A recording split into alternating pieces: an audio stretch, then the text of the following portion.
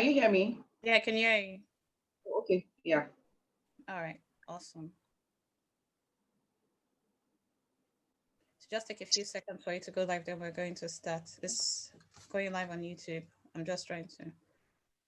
Fantastic. Hi, everyone. We are finally live. Yeah. Thank you so much for joining us today. And my guest is Phil. Yeah. Hello, everyone. Thank you so much for joining us today. You're welcome to the Introvert's Guide to Content Creation, a podcast that gives introverts a platform to tell their stories and to share their views of how they are thriving in an extroverted world. And I have a guest with me, the beautiful Philomena. How are you doing today? I'm doing very well. Thank you for having me on board. You're welcome. You're welcome. So I'll just tell you a bit about Philomena so you get to know her because we're all going to know a little bit more about her today. Well, let me just read her bio a bit. So Philomena is a behavioral change expert, a startup intervention consultant that has worked with multiple SMEs and startups both locally and internationally. She is someone I say that is an executor of ideas. So she takes people from just taking their concepts and just mere ideas to executing them to final projects that bring about visibility for their brands. She is passionate about structure and I'm sure productivity also, and processes and high performance of both personal and work life. I can't believe you say you are a fitness enthusiast. Yeah. Really? And in your leisure time, like most introverts, she likes spending time with her family and friends to connect with her soul through physical exercises like swimming, dancing, and other workout programs. You need to teach me how to swim, honestly, because I am a Bielsa girl that doesn't know how to swim. You won't believe Oh, it. Thank you so much for coming on board today, Philomena. It's a pleasure having you. I've read a okay. bit about you, but let's hear from you. Tell us a bit about yourself and a few things you're passionate about, apart from what I've mentioned. Okay. What's there? When you were reading the profile, I thought, oh, all this for me. But okay, so I'm just a simple lady who just love to live life to the fullest.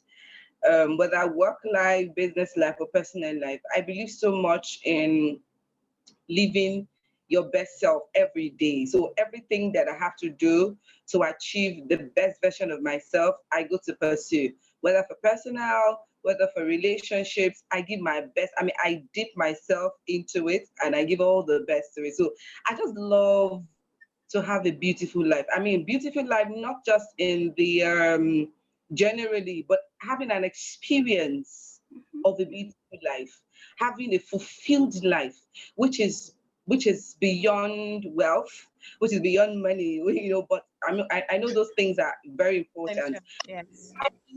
Fulfillment within yourself, experiencing peace, experiencing happiness that is beyond, it cannot be, it's priceless, really. It's priceless. Awesome. I like that. I love your passion for life. And you just define success the way I define success. That it's not about money, it's about the other little things that we do that we sometimes neglect because society has put so much pressure on us to be perfect and to do things in a certain way. So there is a format that everybody in society tends to want us to follow.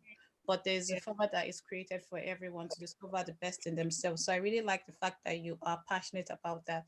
But some people will argue that someone doing what you do shouldn't be an introvert as a behavioral specialist.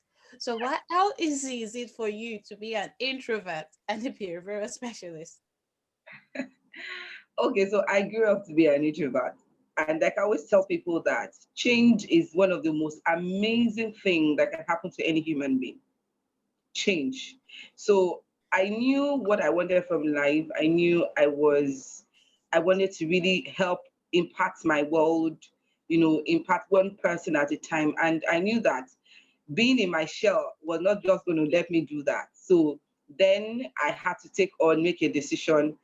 Are you comfortable with being in your shell, just going with the tides, or you really want to impact your generation like you desire? That means you have to come out of your shell, you have to come out of your skin. You have to face the world. So then I had to push myself beyond bar, do the things I would ordinarily not do, like attend parties, work up with people, I networking, it was one of the things that really helped me. I got involved with a lot of things like volunteering for a social cause where you get to Okay. meet people, where get to meet friends. So gradually, I started coming out of my shell. I started talking. I started to find, comfort in talking to people, meeting people. Okay, so that was how I started, and it's been amazing all the way. Okay, that's amazing. I like that. It's been amazing all the way. That's how you started. Well, growing up, what was it like? What do you wish you knew about being an introvert then that you know now? I Growing know I up. grew up as an introvert. Have you changed at all, or do you still consider yourself an introvert? Yes, I have actually. Okay, so I'll give. Oh, when you mentioned asked that question, I just remembered an experience while in secondary school. I Okay. was actually an introvert. So with that, I had a lot of people, friends who would bully. Would I call them friends? Anyway, bullies. Because myself, I would be so. I battle with low self-esteem. Now that's one of the things introvert experience, low Okay. self-esteem. Yes. It's valuable because they can't face the world. They don't have confidence to speak up for themselves. Even when they have good ideas, they can't talk about it. So while in secondary school, I was really intelligent. But see, anytime the teacher asks questions, I know the answer. But I would not just raise my hand because some bullies around me. They were in my class. They were, all around. So I feel, let me just keep quiet. Before I say something, they would laugh at me. Or when we go to the cafeteria during our break, how they will come at me, make jest of me. So I suffered. It was tough. It was something that if I knew that, and that helped, that really affected my confidence level because I struggled, you know, growing up in the university. After I graduated, got my first job. It affected me big time until I had to take on the plunge. I said, no, I can't continue like this. This extreme introverted life is not helping. I mean, it's not serving me. So Yes. it really was tough growing up. But if I knew then, honestly, I would have given everything that I could. Okay. And so, what's the most common reason most introverts give up? What do you think the most common reason is that most introverts give up? Okay, so for me, I feel that everything starts with parenting. Awesome. Start with parenting. Because if you see your child who usually he or she usually like to be all by herself or himself, Mm-hmm. you would those are signs of an introverted personality. So then Okay. you consciously pay attention to them, assure them that they can be better. I mean, and also certainly let them know that being in that personality would not help them. It won't serve them, especially when they're growing up. So you need to Okay. help step of the way. You need to be patient with their growth level because every child is different. It's different. Honestly, Every yes. So parenting everything begins and starts on the altar of parenting. Okay. Awesome. I like that everything begins at the altar of parenting. There's a quote that I absolutely love. I used to say it on my last show, and it says that a family can exist without a nation, but a nation cannot exist without a family. The family is the foundation of the nation. So if we do not realize that charity begins at home, that means love begins at home. Grooming that child begins at home. Bringing out the best in the introvert begins with the way we interact with this child, not saying every time, oh, what's always wrong with you? Why do you want to keep quiet? But rather encouraging them to express themselves in ways that they are comfortable doing, and gradually they will get out of it. So I like the fact that you discovered how to do this. But what are the tools and resources you use to get yourself out of your shell? Okay, so like I said earlier, they were not okay. So I had to make a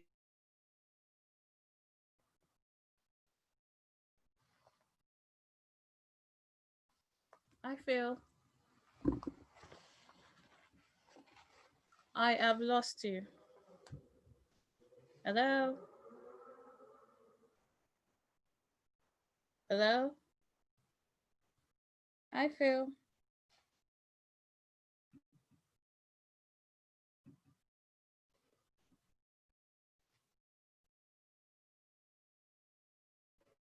I feel I can't hear you anymore. Okay, so we've lost her. Hopefully, she gets to come back. She was sharing her memories of growing up as an introvert and how bullies kind of made her lose her self esteem, and how something that happened in her childhood affected her when she started working until she decided to take charge. So, for what I can summarize that as being intentional about being visible, being intentional about getting your voice heard. You can't leave it to chance of the accident. You have to take deliberate steps, like she did, to interact with people if you have to. But it also has to do with you accepting yourself. So acceptance of who you are and what you can do is actually essential for us as introverts to thrive in the world. We need to understand that the world is different. We are different, but we're unique. There's nothing wrong with you. You just have a different way of expressing yourself. So I like the fact that Phil has talked a little bit about this, and hopefully our connection gets better and she's able to join us again in a couple of minutes. But before she does, I would just like to share my own experience about being an introvert. Growing up, I was an introvert. I am the fourth of five children, and I've always liked my own company and being comfortable in my own company. But one thing my dad did was to, when I said I wanted to study law, I've had different career paths. When I wanted to study law, he decided to get people on board to help me learn how to speak in public. So what he did was he invited his friends over, and then I will have to give a presentation on a topic with my brother and uncle and other people and my siblings. And that encouraged me and equipped me to be able to speak in front of people. I believe that as parents, will play a very vital role in the lives of our children, helping them overcome their shyness, helping them overcome what they are going through. And sometimes looking deep inside to find out what's going on with them. Like in Phil's case, yes, there were also people that bullied that tried to shut her down. And we should realize that these voices that try to shut you down do not have control over your lives. Rather, they are just people that are struggling with their own things and they are looking for an outlet. And they just chose thinking that because you were quiet, you were a weaker vessel. But that's not always the case. But like Phil has said, hopefully she gets to join us soon.